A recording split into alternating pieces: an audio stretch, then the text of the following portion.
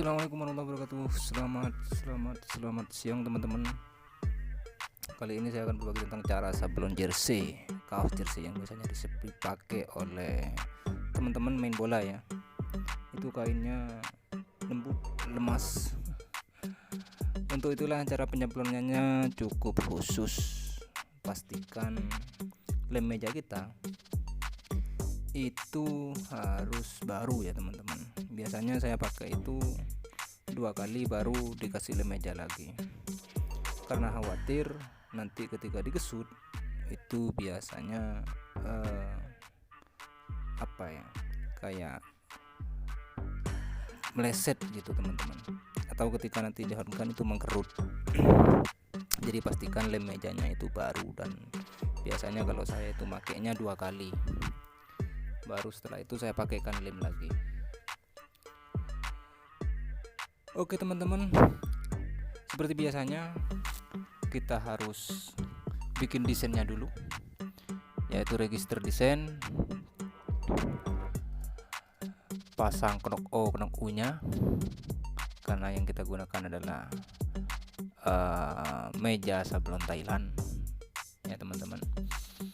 Jadi gak enaknya itu kalau sablon manual untuk jersey itu satu screen, biasanya satu desain, dan itu hanya untuk satu kaos. Itu ruwetnya gak enaknya. Tapi gak apa-apa, namanya pelanggan harus tetap kita layani dengan setulus hati. Tapi kalau desainnya cukup kecil, bisa kita jadikan satu screen ukuran 60x40, itu bisa muat dua desain teman-teman. Itu nanti ada 2 nomor ya. Kebetulan ini adalah nomor yang terakhir yang akan kita garap, itu nomor 76. Jadi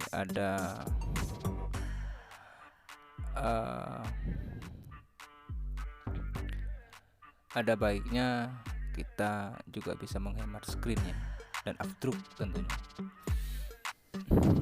Untuk pengafdrukan sendiri, saya itu biasanya tidak diafdruk semua teman-teman, hanya di area yang akan kita jadikan film sablon.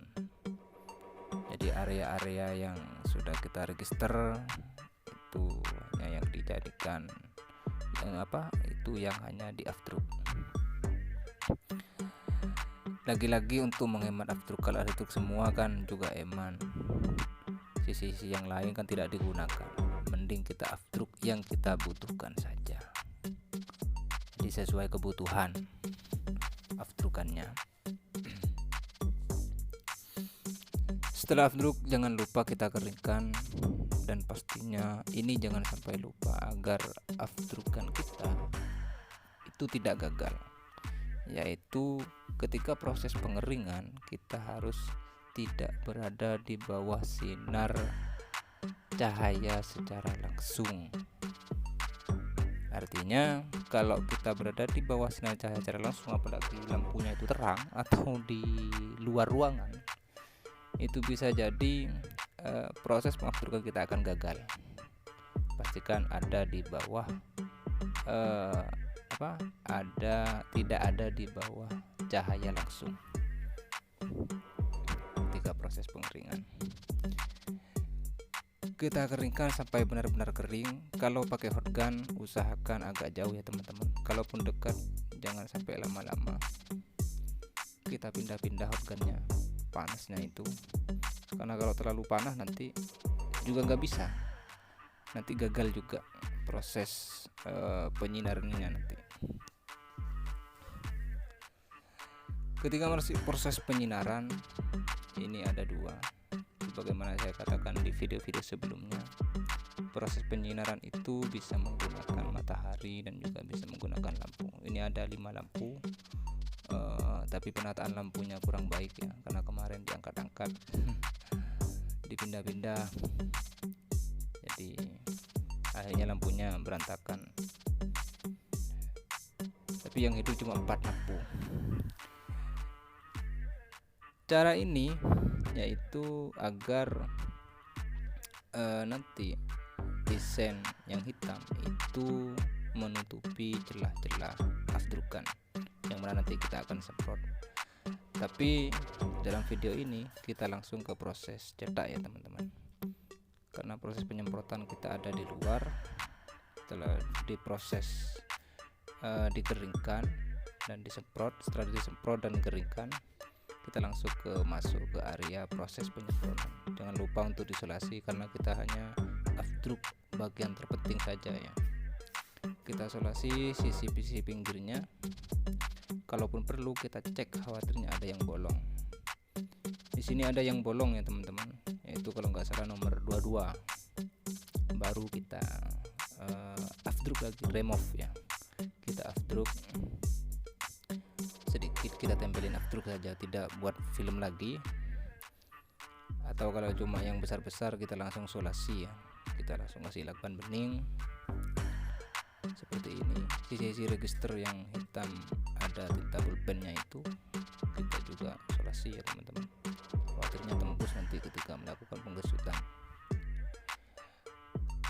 Untuk proses penggesutannya, untuk kaos jersey sama seperti gesutan-gesutan yang lain.